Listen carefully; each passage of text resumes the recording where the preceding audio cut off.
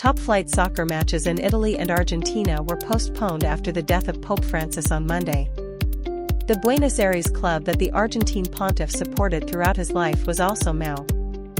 An 89-year-old man who was struck by a vehicle in the parking lot of a Montreal shopping center last week has died, local police said on Monday.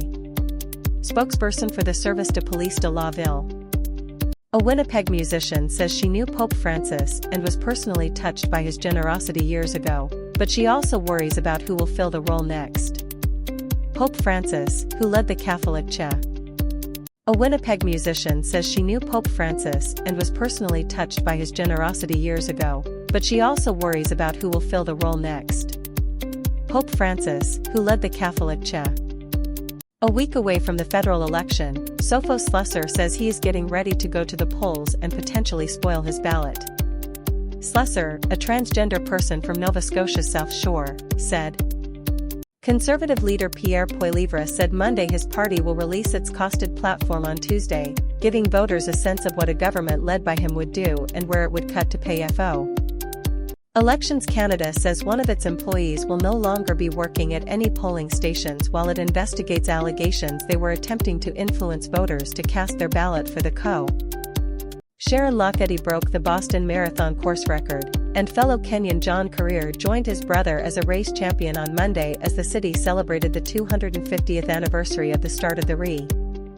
U.S. President Donald Trump stands behind Pete Hegseth, White House spokesperson Caroline Leavitt said Monday, after reports the defense secretary shared details of a March attack on Yemen's Iran Ali.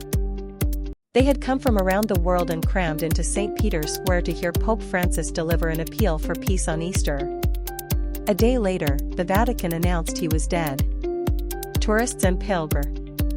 Community groups are looking for ways to make Halifax's busiest streets safer for pedestrians as more people are being struck by vehicles.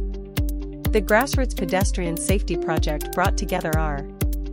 At 71, Bob Forbes isn't your typical marathon runner.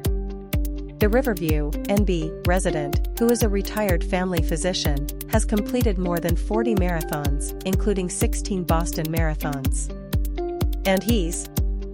Catholic leaders in Edmonton are reflecting on the legacy of Pope Francis, a progressive pontiff who made an indelible mark on the faithful in Alberta. Francis died Monday at the Vatican at the age. How Canada prepares to win another Olympic gold medal in women's hockey is going to be dramatically different. The 6-team Professional Women's Hockey League is now able to provide a lot of what Ho.